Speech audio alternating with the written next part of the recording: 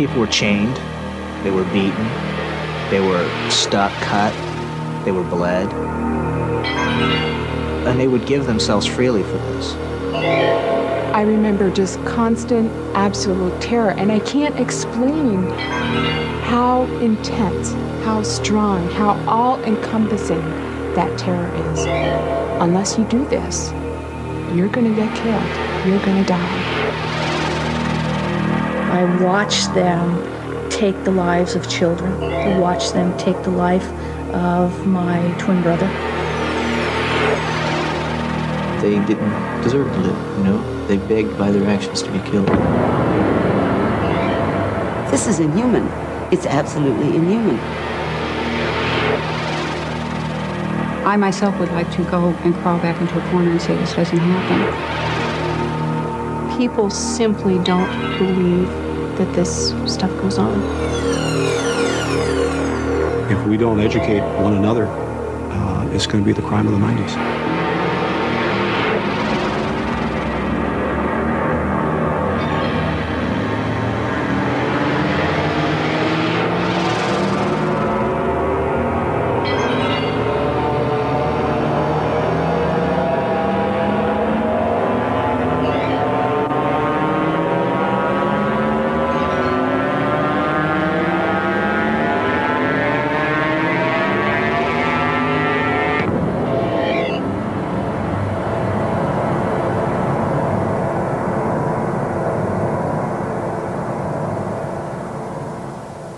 Satanism.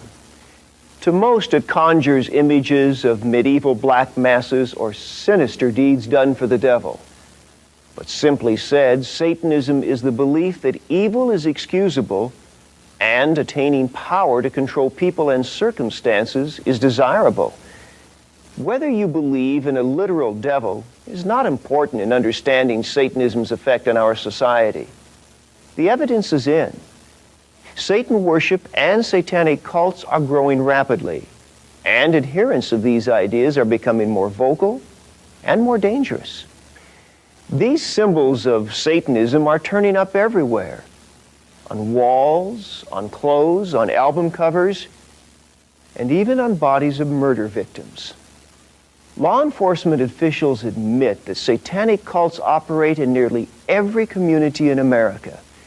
Young children from Oregon to Massachusetts say they've been raped, tortured, and forced to watch small animals killed during satanic ceremonies.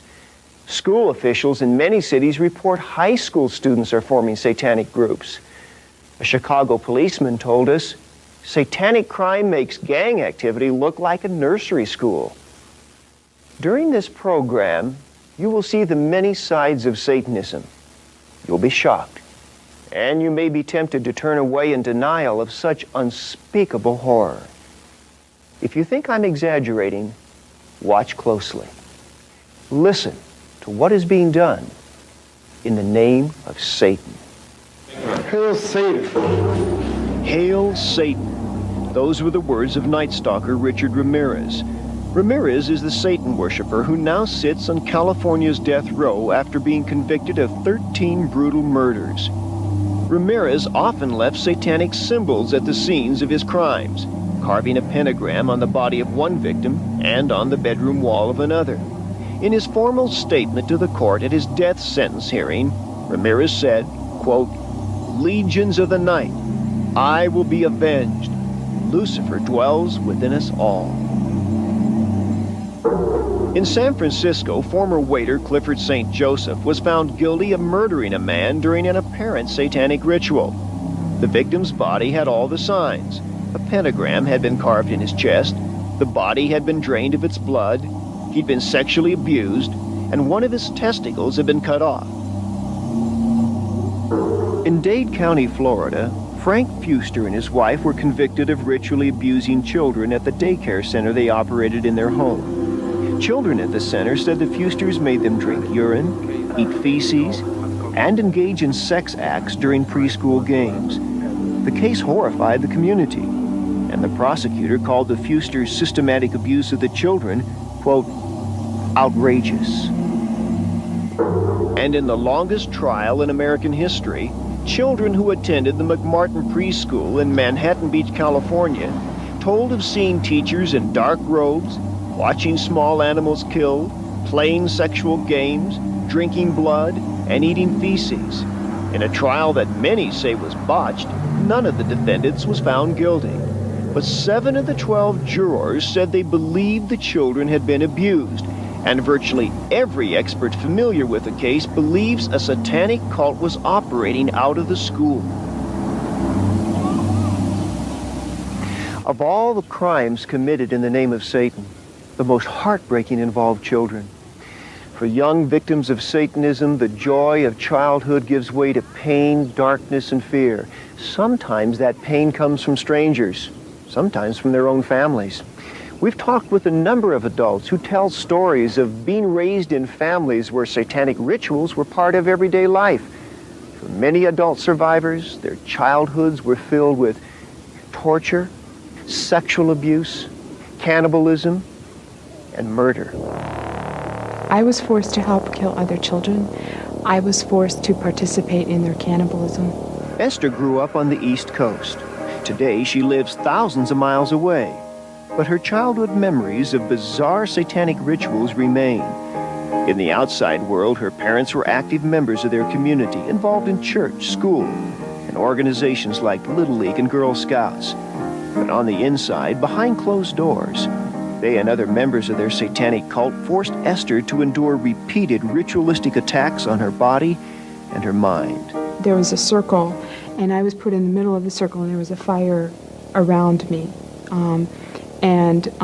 During that part, I was told I was being married to Satan and being a child of Satan forever, and that kind of stuff. And then I was pulled out to the front of the circle beyond the fire, and then raped by the men in the cult. Most vividly, I recall about torture. I remember a lot of it very vividly. Being tied hand and foot and burned on my genitals. Karen grew up across the country from Esther. Her parents were also well regarded in their community, but they too led a dark and secret life from which Karen is still struggling to recover. Today, she edits a national newsletter for other survivors of satanic cults. Karen's abuse was so extreme, she often passed out from internal hemorrhaging and pain.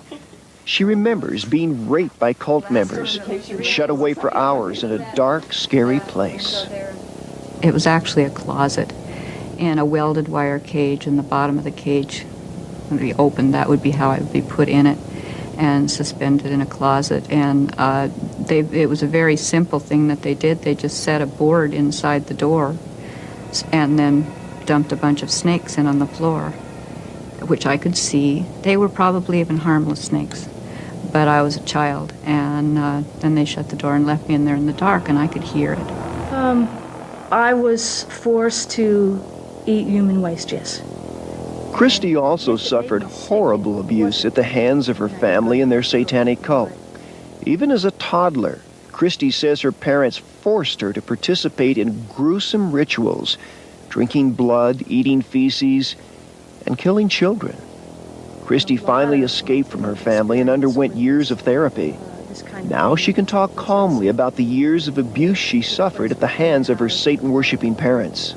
I remember being drug out of bed at midnight and taken to this dark cemetery where they would have rituals going on, satanic services, various things, and there'd be people chanting and the black robes. And I remember one of the first experiences as a teenager where I watched them sacrifice a little boy, and he was blonde hair, blue eyes, just this beautiful little boy, and he was about 5 years old. And he was groomed for this. And they constantly said to him, don't cry, don't cry. This is what you were born for. I did find myself screaming out at the injustice of it. And the high priest at one point came over and tried to shut me up. And I said to him, God's going to get you for this. And he took me from the tree where I had been tied to observe and put me in a pit. And in this pit, there were the remains of human sacrifices, of babies, of animals, and snakes that they used in the various ceremonies. And in this pit, they put a cover over it and left me there for quite some time. I'm not sure how long. I lost track of time. I no longer knew when it was daylight or when it was dark because of the covering. And every so often, they'd come and just take the covering off and just stand at the top of this pit and taunt me, "Where's your God now?" And they threw human flesh, baby flesh down. And that's what I was to survive on, if I was to survive. They made it to be like it was a great privilege to eat the bodies. I mean, the girl that I had to kill, they treated me like I was being given a great gift when they gave me a part of her body that I had to eat. I remember being horrified, but knowing that my horror would not let me survive and that I had to put my horror somewhere else. The same thing happened when I had to have oral sex with a bunch of dogs. You know, that what they were doing was they were cutting out the dogs' penises and stuff, and they made me have oral sex to bring out the penis so that they could cut them off. And I had to do that. I know that there were at least 12 dogs in there, and there might have been more. I mean, I never really stopped to count. I just remember that there were a lot of them. And, you know, I couldn't have any reaction, and I couldn't go throw up and wash myself and all those things I wanted to do because I would be punished or killed. They threatened me constantly with loss of life, my own life, the lives of others. I watched them take the lives of children. I watched them take the life of my twin brother when we were just 4.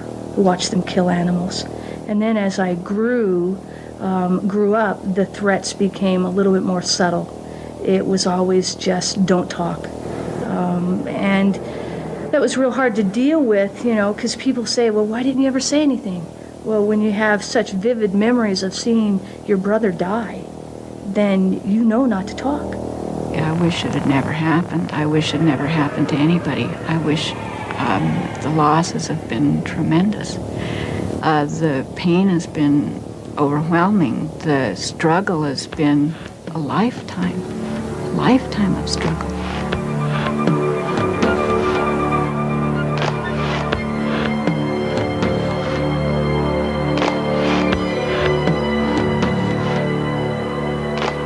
The incredible stories told by survivors come out in words and in the artwork they create. Sometimes the art is done as part of therapy. Sometimes it occurs during a private moment when a survivor tries to make sense of what's happened.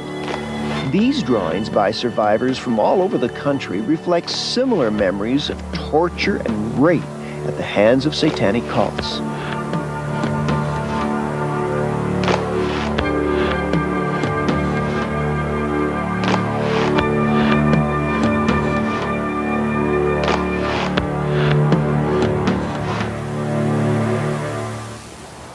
Baby killings, ritualistic rape, cannibalism. It seems like the stuff of supermarket tabloids or trash TV.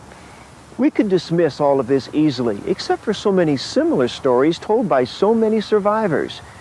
The reality of Satanism is even more believable when you talk to reputable therapists like those here at Columbine Hospital in Denver, Colorado. They believe the survivors are telling the truth. Linda Young is a psychiatric nurse who works with adult survivors of satanic cults.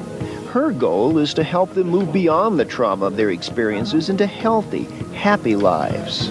Most of these people come to us thinking what's happened to them isn't true. They don't want it to be true, so they go back and forth. We call it the true, not true experience. When they're in a memory, they know it's true. And then they let the emotion out, and it's very true. And then the emotion goes away, and they say, oh, maybe it didn't happen. So that letting the world know that it's true Many of them know that that will never happen, or it's a very good possibility in our lifetime that most people will not ever begin to believe that this is really going on. It's very important for them that they know that I believe them, that I know this happened to them, that I have no doubt that this happened to them. All right, this is one where we have backward writing. Dr. Walter Young is head of the unit that treats adult survivors at Columbine, one of the few inpatient units in the entire United States. Dr. Young has treated or consulted on about 100 such cases. Today, he receives referrals from therapists throughout the country. It says that she remembers and can cry. I guess the thing that's most compelling to me as a clinician is to hear reports from a variety of patients who do not have contact with each other, who report very similar stories, and stories which are shocking and alarming about murder and sacrifice of human beings, cannibalism, sexual promiscuity, in what appears to be a very ritualized, planned setting, using not only children, both boys and girls, but adults as well. We also hear similarities in reporting of being buried alive and then being unearthed and told that they've been reborn in the name of Satan. We have stories of people being married to Satan in marriage ceremonies. There are repeated reports of serial sexual assaults with the impregnation of a young adolescent and the destruction of that child, often by the mother itself, in the name of Satan. More recently, we're beginning to hear more specific techniques of indoctrination and torture. Torture is very frequently used to one, strengthen the individual to maintain secrecy within the cult, that is intimidation. It's also considered something to be desired by cult, that is the toleration of pain, the mixing of pain and sexual experiences and blurring the boundaries between them. But it's, quote, to make a good soldier for Satan. What we're dealing with at this point, in my belief anyway, is a well-organized religious and cult-based group that is widespread. Myra Riddell is a private therapist and the driving force behind the Ritual Abuse Task Force of the Los Angeles County Women's Commission. Experts like Riddell are convinced Satanists can be found at every level of society. They are also convinced that the number of practicing Satanists is growing. According to Riddell, it's hard to get accurate information on satanic cults because they exert almost total control over their members and their young victims. There are several purposes to this kind of control. One, it permits the rituals to go on with the complete cooperation of the individual who is being sacrificed in whatever way, whether it's being killed or burned or sexually used for the ritual purposes. And the other is one that concerns many of us a great deal, and that is that these kids who are being this brainwashed are being inculcated into a belief in Satanism on a very basic unconscious level. We in fact, and they in fact, are trying to raise a whole generation of Satanists. In the past, satanic cults have maintained their membership by raising their own children within the cult. Now experts see an alarming new trend. Survivors say that satanic groups are establishing preschools and daycare centers for the sole purpose of recruiting vast numbers of small children. We are hearing from those survivors that there is a deliberate and concerted and well-organized, well-orchestrated effort to infiltrate the preschool system. And here's the spy shark. Psychologist Catherine Gould is known nationally for her work in treating ritually abused children. She's deeply disturbed that Satanists are preying on children at such an early age. The purpose is to achieve an indoctrination at an early formative age when a child is going to be most susceptible to being emotionally, intellectually, and spiritually hooked to the cult and hooked for life.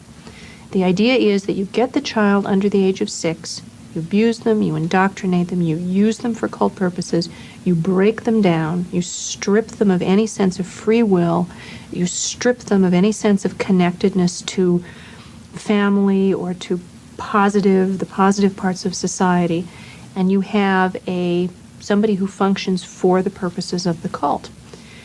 And the idea there, of course, is that the cult can call upon that person later in life. Doreen Kenny is one parent who suspects that her daughter was the victim of satanic abuse at a preschool in Southern California. She had stomach aches, she had headaches, she would complain about various limbs hurting her, screaming with pain, just absolutely screaming with pain. Night terrors, just horrible, horrible night terrors. She regressed from a 3-year-old to a 2-year-old, and she was back in diapers. Finally, one day, after being in school about 6 months, a little over 6 months, she had told my oldest daughter she was poked. And once that came out, I knew, because of all the things that had been going on, I just knew in my heart that she had been molested.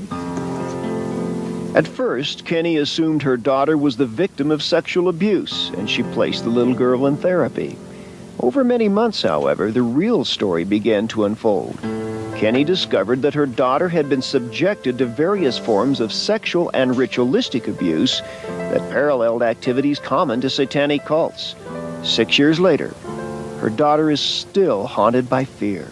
The most frightening stuff that is still with her is she believes she's being watched. Every red car and black car that goes by is watching her. Every lady that dresses in blue are kidnappers. They will kidnap kids. These are things that she's been told. She has at one point, and as she continues in therapy, gets better and better, but at one point believed very much so that she was a child of Satan and that she actually had Satan's heart put into her. She still has trouble with that when you get palpitations, that her heart's going to explode, that because she's told. Dr. Roland Summit is a psychiatrist who treats child ritual abuse victims at Harbor UCLA Medical Center. He says many satanic cults use intimidation, fear, and even drugs to make children keep quiet. Children report being given drugs which makes them feel sleepy, makes them forget. They're told they're going to have an operation.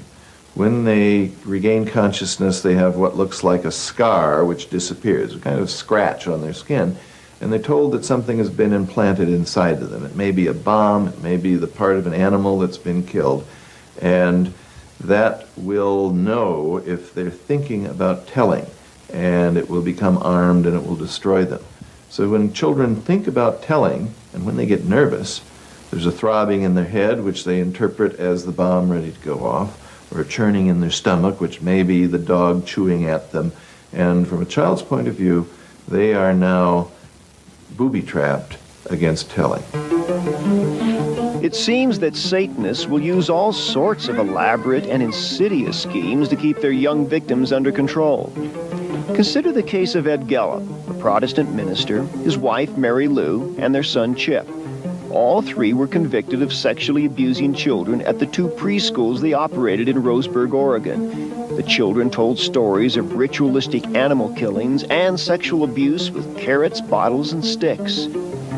Judge William Laswell, who prosecuted the Gallups when he was a district attorney, says the family intimidated their young victims by saying they had magic glasses capable of seeing into the children's homes.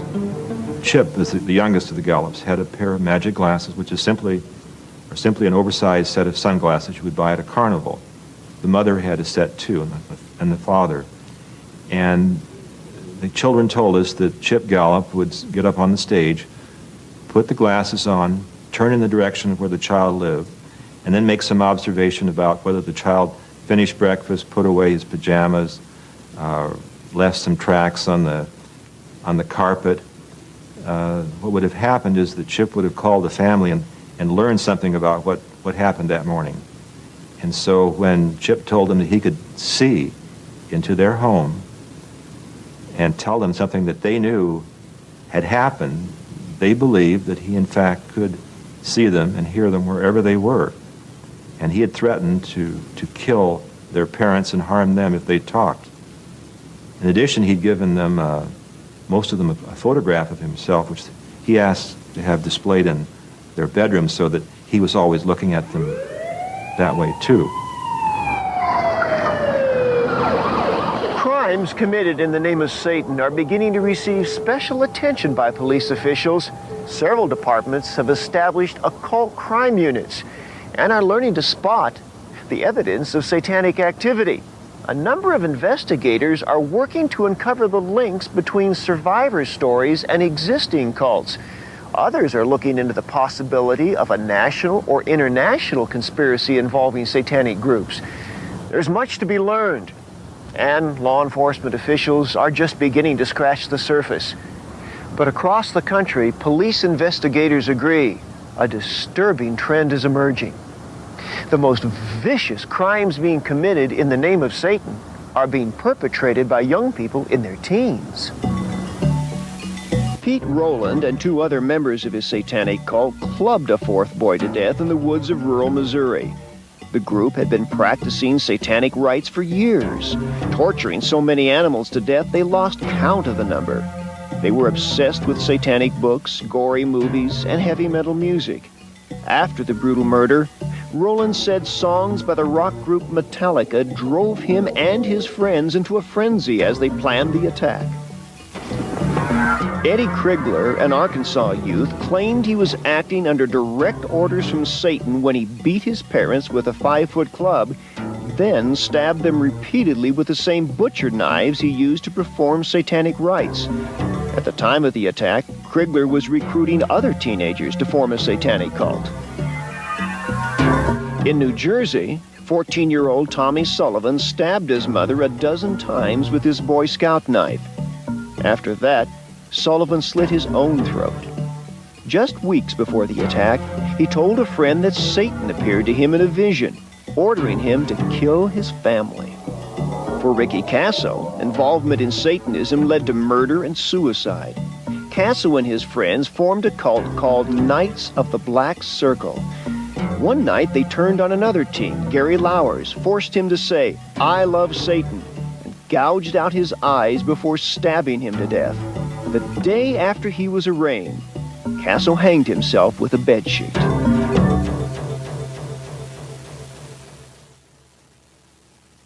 Satanism is on the rise, and it is the crime of the 90s. Randy Eman is a police officer who spends much of his time investigating crimes that have links to the occult. Eman believes the lure of Satanism is too powerful for many young people to resist. The danger of Satanism and the occult to society, I liken to a narcotic. It's addictive. It's power they're seeking. And when they find out that they toyed with a ritual, and that ritual worked, they're hooked. It's just like the hook in the side of their mouth as a fish. It takes them one step further, and pretty soon the hook is not on the side of the mouth. They have swallowed it completely. And it is a magnet, and it is a magnet that they can't go away from. It just draws them further and further and further. And pretty soon, they're not going with just lightweight rituals. They're graduating from candle rituals to wearing the costumes, the regalia with the ritual swords. They're going to the black hoods, to the animal sacrifices, and where may that take them? To human sacrifice. Human sacrifice. That's how far Sean Sellers went. Today, Sean is in solitary confinement on death row at the Oklahoma State Penitentiary. Sean was just 15 years old when he was tried, convicted, and sentenced to death for 3 cold-blooded murders, including that of his mother and stepfather. Murders he committed in the name of Satan. I was mad at my parents. I was doing destruction rituals, saying, "Satan, kill him, get him out of my life." I tried to move out. They came and got me, wouldn't let me move out. And it just built up to the point to where I did it. I had this dream over and over again that I'd kill my parents, that I'd sacrifice them to Satan in my dream. And like I said this before, I woke up and it wasn't a dream. It was reality. It really happened. The murders took place in this house, in a well-kept Oklahoma City suburb where Sean and his parents lived. On the night of March 6, 1986, dressed in black underwear and a black hooded cape, Sean tiptoed into his parents' bedroom as they slept, pulled out a .44 Magnum revolver, and shot them both in the head. Later, he went back to their room, looked at the dead bodies, and laughed.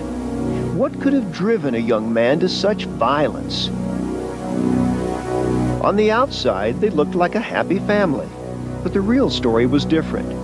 From early childhood on, Sean was shuttled from relative to relative or left with babysitters. At 10, one of those sitters introduced him to Satanism, and Sean was hooked.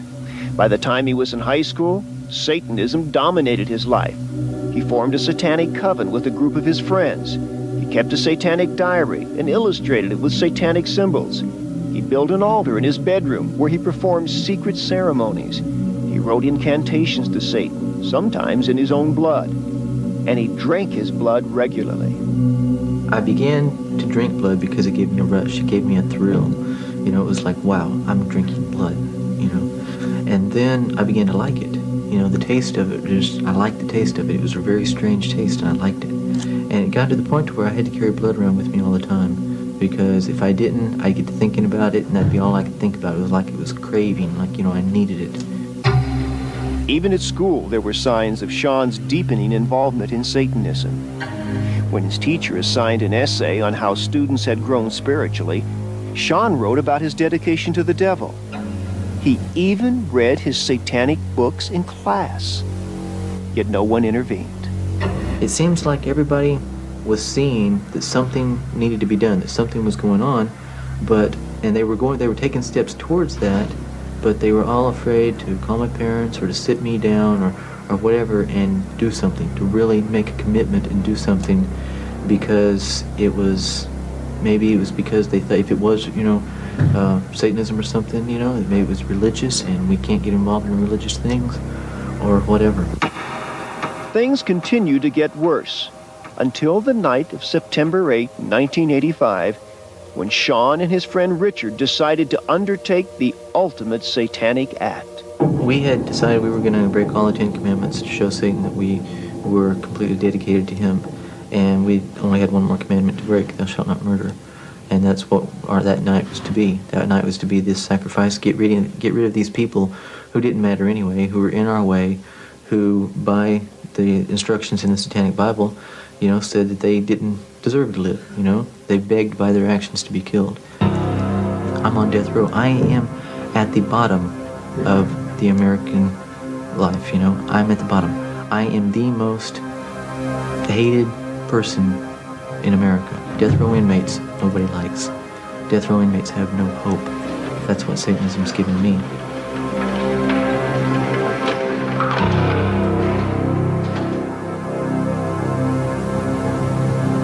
George Berlanger was also seduced into Satanism as a teenager. Now he's 27, stable, married, and the father of a little girl. But his teen years grew violent as he became more and more deeply engulfed in satanic beliefs. I was going to kill my parents at one point. I took knives and I started down the hall, and I was going to cut my parents up, and for some reason it stopped. I was very cold, very demanding, very physically violent to my parents. Very physically violent. I used to punch my dad out. I used to hit my mom. I mean, the whole night without any remorse at all. At this point, my parents were so afraid of me. They were afraid. They were afraid for their lives. They put a deadbolt lock on their door. That's how afraid they were. In their own house. Like many other teenagers who become heavily involved in Satanism, George came from a troubled family. His father was an alcoholic who abused George and his mother. George took out his anger at school and was expelled at 16. After that, he became totally immersed in Satanism, obsessed with performing rituals, sacrificing animals, and drinking blood. It is a communion to the devil. The way that you ritualistically take the blood, do the spells with the blood, and ingest the blood is doing a communion to Satan. And when you ingest the blood, it is to accumulate power.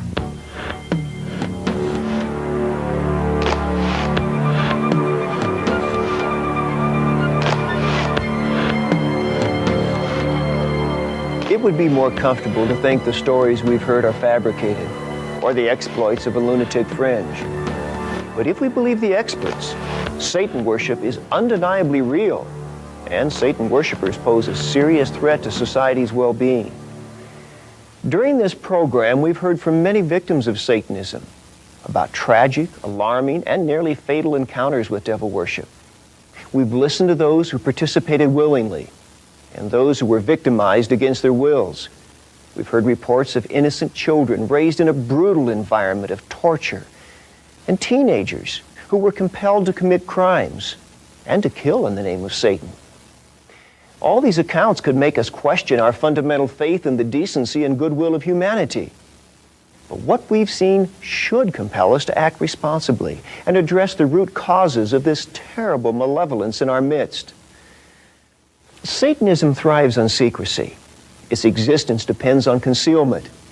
That's why the bravery of the people you've listened to during this program is so phenomenal. They've spoken out, even under the threat of intimidation and death. Their courage comes from knowing that breaking the silence will save others from the anguish they endured or committed. Think about the remarkable consistency in all these stories and the blunt honesty of those who have suffered so much. See beyond the atrocity of Satanism. And remember that many victims are still imprisoned by the fear that no one will help them, that no one will believe them. The seduction of Satanism will end when you and I confront this national tragedy by marshaling the forces of our schools, churches, community organizations, law enforcement associations, and social agencies. We must expose all the evil being done in the name of Satan. I'm Bob Larson. And it was all because I thought that Satanism would promote me. I thought that Satanism was the ideal of self-preservation and would make me successful, would make me the person that I wanted to be. That's the biggest lie that I've ever seen. I really believe that survivors need to know that there's hope, that they can live through this. This is my truth as I know it. And I know that I didn't make it up because I know I was there. And I know that there will be people who will never believe it.